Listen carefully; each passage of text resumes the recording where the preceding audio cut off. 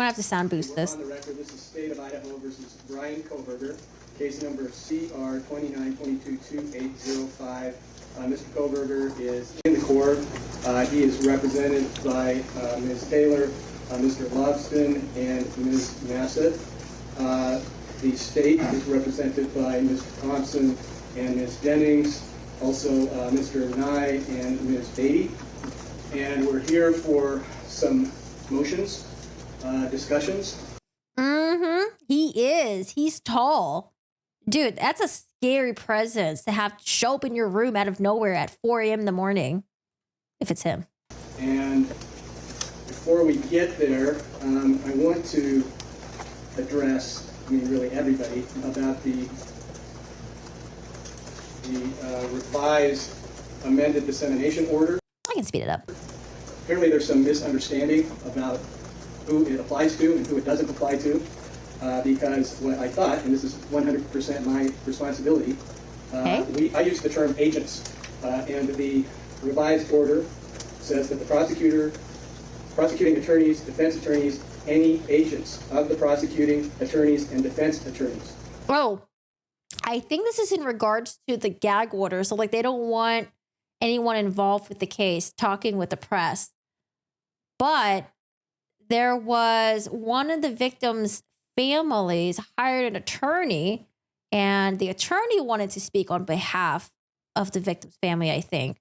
But I think the attorney wasn't sure if he or she could talk to the press or not. I think that's what it's about.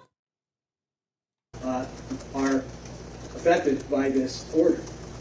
Apparently, some of the media interpreted that as it doesn't apply to law enforcement, but it does.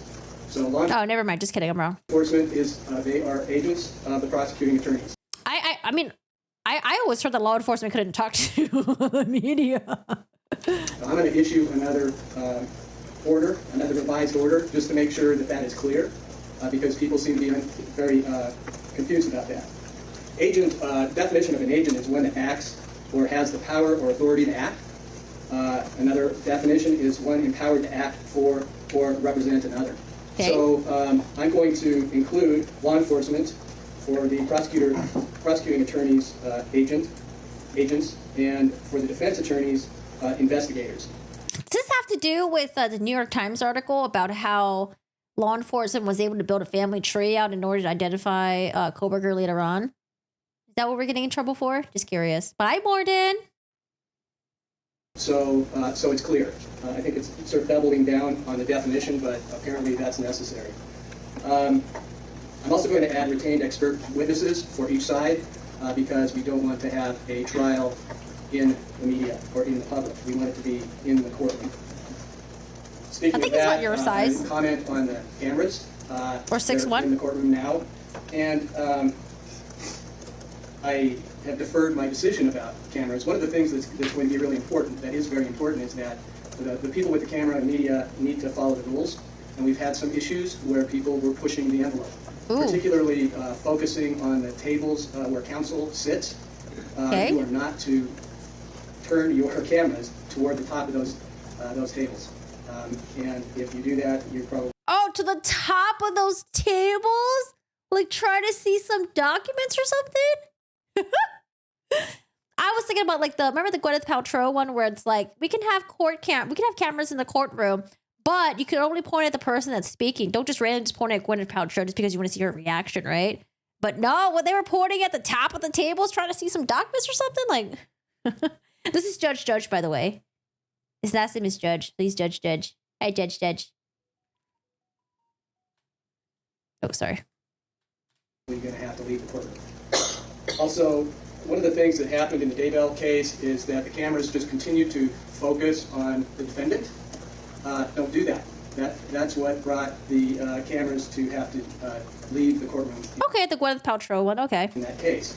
And what I would prefer, if you want to continue to have cameras in this courtroom, is to back off and not... we have to make sure that's muted. Make sure that we just have the totality of what is happening in the court. And no, you cook. That's a major one right there. not just focus, for example, on Mr. Kohberger's face. So that was what happened in that case, and it's not appropriate.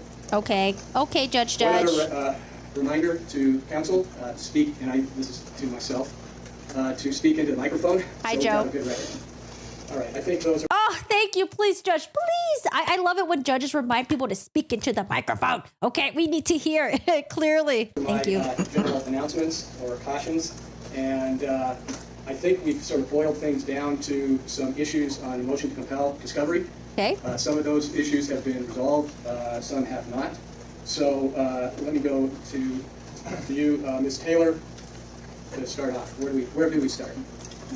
Your Honor, we would request that we start on defendant's motion to compel and second motion to compel. I believe the third motion to compel will be heard on a different date. True. As it relates to the two motions to compel, and I'll present my arguments whenever the court's ready, but I can direct the court exactly to the numbers in those motions to compel that are still up for discussion today and request approval from the court. Excellent. I'm ready. On the original motion to compel, we are only seeking the court to order number 6 be complied with in that particular motion. Number 6? What was number 6? Number 6. And so this is the motion to compel discovery that was filed on May 4th. Yes, Your Honor, that's correct. May 4th? Oh, I don't know what's wrong with that is. Number 6. I can look it up, but I'm lazy. Maybe the judge would do it. And that is request number 160. That is for request number 160, and that was in the second supplemental discovery request. Okay, thank you. All right. And we're getting setting. Okay. Number 6. Number 6 on that one, yes. On the second motion to compel, Your Honor, we are leaving the court to order on request number 1, number 4, number 5, and I think that we have a plan for the other numbers, so those would be the three we need to vote on. Thank you. Let me make sure we're looking at the same page. Okay, number 1 is request 1. Number 4 is request 23. I'm sorry, Your Honor, it's number 2, request 4. Okay, I apologize. I have a question. Have we heard from Kohberger's family? Let's say you were framed for something, for a crime that you didn't do. I'm sure you'd be allowed to communicate with your family members, and your family members would be shouting out that you're innocent. Like, I don't know, I know, I get it, he can't talk to the press directly, but maybe he would talk to his friends and family members, and they could be like, he's innocent, he didn't do it. Have we heard anything like that at all? Because, you know, if you're sitting in jail for something you didn't do, I feel like you'd be a loud ass motherfucker. I don't know. 2, request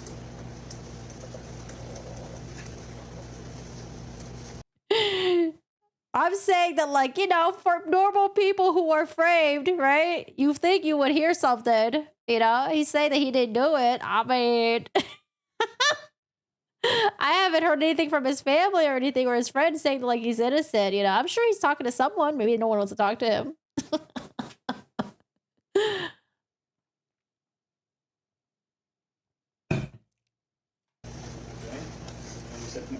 And number 5, which is Well, I'm not saying that, like, his family thinks he's innocent, or I'm not saying that, like, I think he's innocent, right?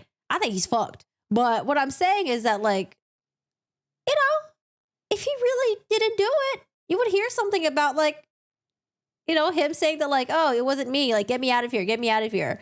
You know, screw law enforcement. I'm coming after you, law enforcement. Ah, or something like that. I just feel like we haven't really heard from his family, him, anyone. request 109. Thank you. All right. That's the second motion to compel discovery. Correct. Yeah, the last thing I heard about his family was that they were just going to cooperate with law enforcement or something. And they were just going to, you know, they made a little statement towards the victims too, that they felt sad for the victims and stuff like that. But yeah, it was like a very neutral statement, but not a statement where it's like, oh, Brian didn't do it. He couldn't have done it. He's a great guy, you know?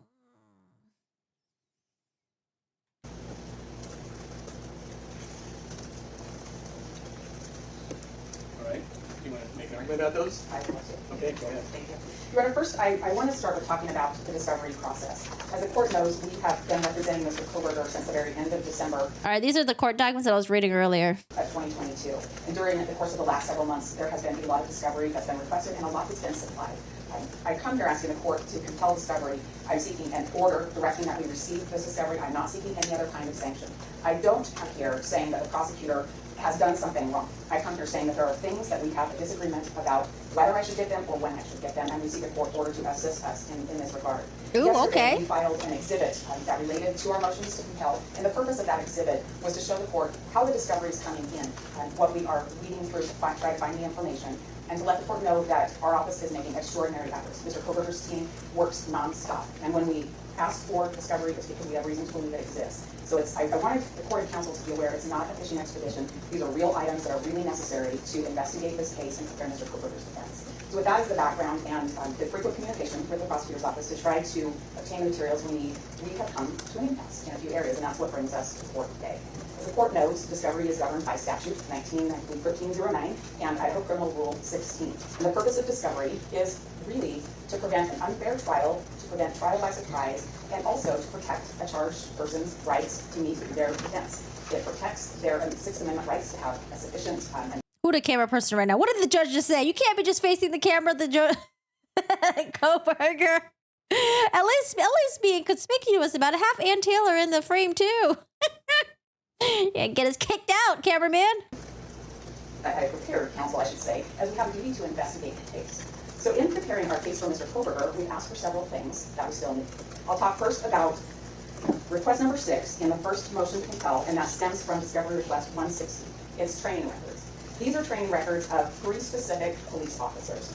Your Honor, we have not asked for training records for every officer that has had anything to do with the case. I would not want to stand here and let the court think that this is an exhaustive list of the officers that we might need training records for. But these are 3 officers that we've requested it for, and the state has indicated they're not willing to give us the training records. Ooh, training records of 3 officers. I wonder if it was the officers that initially showed up at the scene. Maybe an officer that found the knife sheath. You guys hear about something about a glove being found by someone else or something like that? I don't know if that's real or not, but I kept hearing about that. These 3 officers are officers that have each conducted critical interviews with critical witnesses in the case, made decisions about the interviews, made decisions about evidence, and conducted other kinds of investigations. We seek their training records to understand their processes. The training records, Your Honor, they are records that we've been able to obtain from various police agencies in the past. In this circumstance, are not records that I can find on my own. These are not things that are on the internet. They're not going to just hand them over to me. The 2 of the officers that we've requested them about are Idaho State Police officers. I have often received training records for Idaho State Police officers in the preparation of other cases during the course of my career. They are imperative for us to understand the specialty in interrogating and interviewing people, and for making the decisions that they make with regard to things taken as evidence in the case, or things followed up on or not followed up on. That is the purpose for those records, and we're asking the court to order the state to provide the training records for those 3 officers. I don't know. I'm starving right now, dude. I'm starving. Moving on then to our second motion to compel. And what we are looking for is a lot of information from the FBI CAST team, as well as the FBI forensic examiner team. What we're talking about here is the CAST team are the FBI examiners that use cell phone records to provide a lot of information that found its way into the probable cause affidavit that the state relied on in arresting Mr. Kohberger. I had the opportunity to meet with the prosecutor, and they indicate that we will be getting those items in number 1 and number 6 disclosed to us, but we don't know when. So I'm asking this court to issue an order with a date certain to obtain those records. These are bits of investigation that the FBI conducted that relate to Mr. Kohberger's cell phone, and the state has relied on that in their affidavit to say that Mr. Kohberger was in certain places at certain times. So these are bits of information and analysis that's been done since December. We are now at the end of June. We do not have those records yet, Your Honor. They are something that's been relied upon by the state for the PC affidavit to arrest Mr. Kohberger, as well as to obtain a variety of search warrants. No, I'm not Filipino. It's a joke because I tried making pen sit a long time ago, and it turned out to be shit. I was so bad. Information that the state has agreed we should have, so we ask the court for an order with a deadline to get that.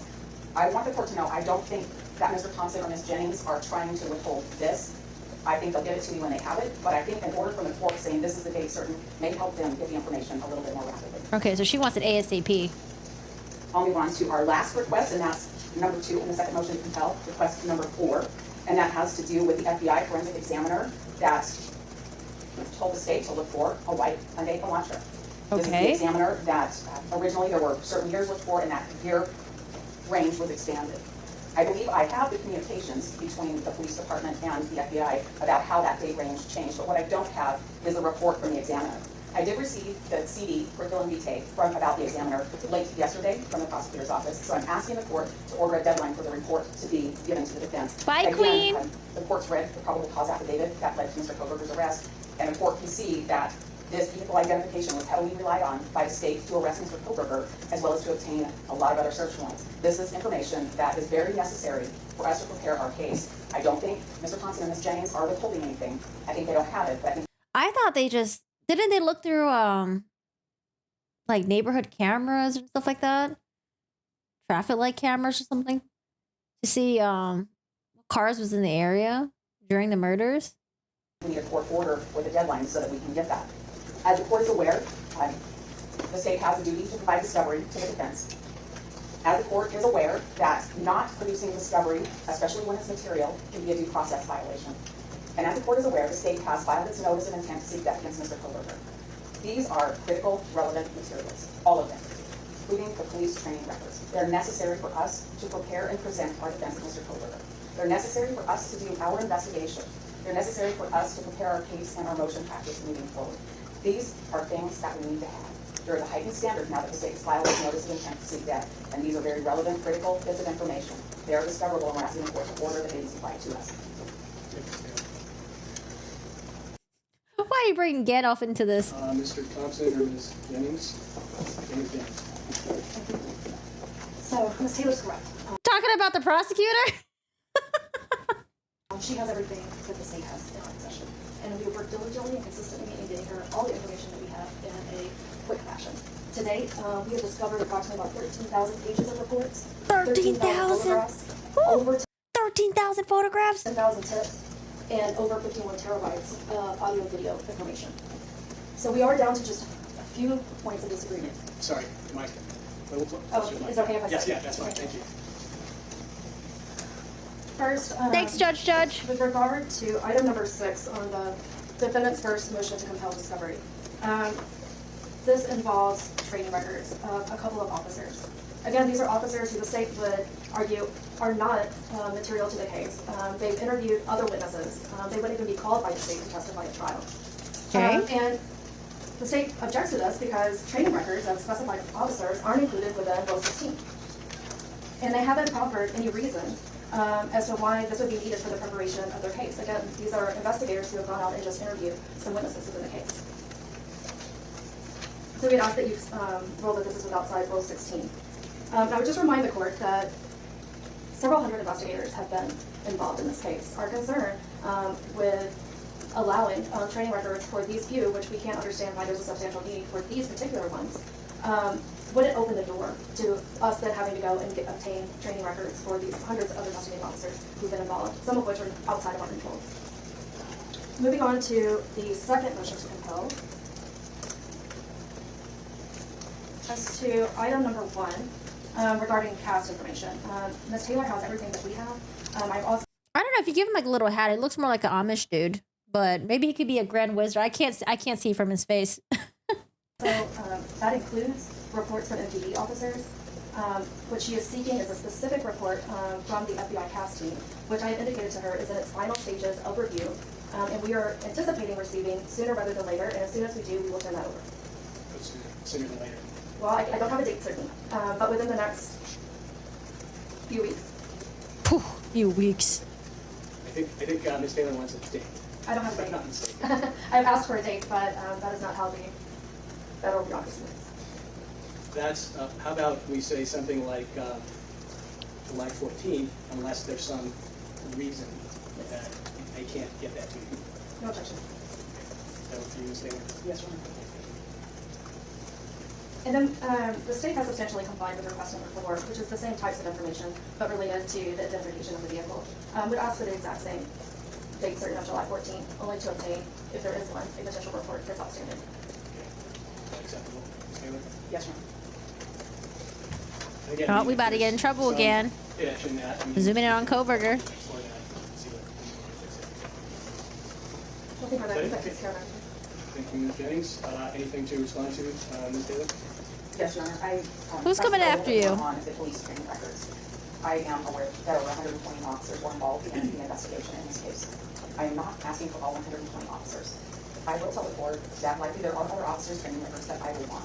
This is within Idaho Criminal Rule 60. These are records, documents, and objects that may have information relevant to Mr. Kohberger's investigation and defense.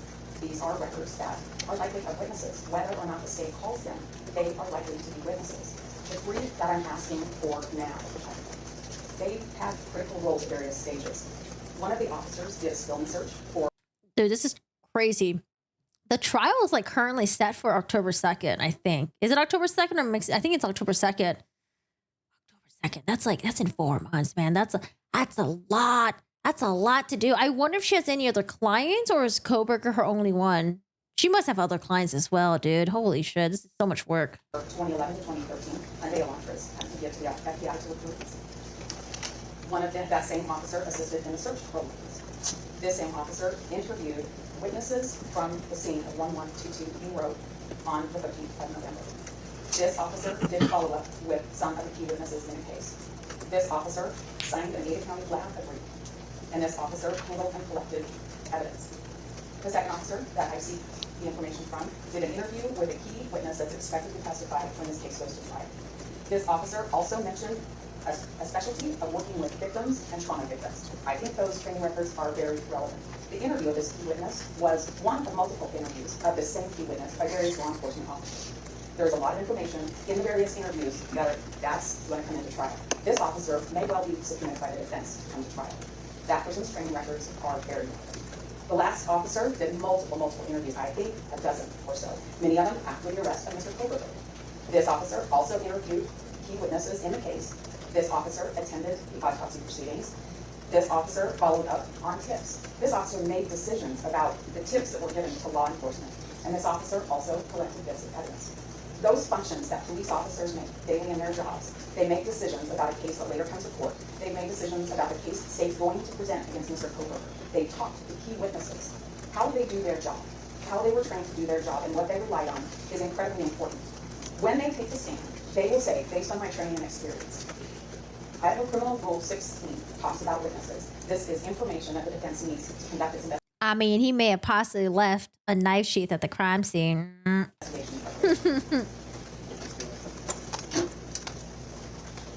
response to that? Or sorry, he allegedly. That sounds better. Allegedly. Not necessarily, other than just to reiterate that this isn't covered by Rule 16, except for if the state were going to rely upon these witnesses and call them at trial, and then at that point, we would furnish all of that. Much of what Ms. Taylor is saying is just pure speculation. You could say pure speculation, except she just added quite a list of what these particular officers were involved in the investigations. Wait, Judge, where's your microphone now? Why am I having a hard time hearing you? Is that it with the motions to compel? For today. For today, of course. I know, 4 months, No man. motions from the state. All right. A lot Okay, of work to well, do from I'm here gonna and take this now. under advisement. Now and here. Look at the Here and now, rules, here and rules later. Case law, and get a written decision on it. So with that, we're adjourned. Thank you all. Have a good rest of your day. Okay, I thought they were going to talk about the, let's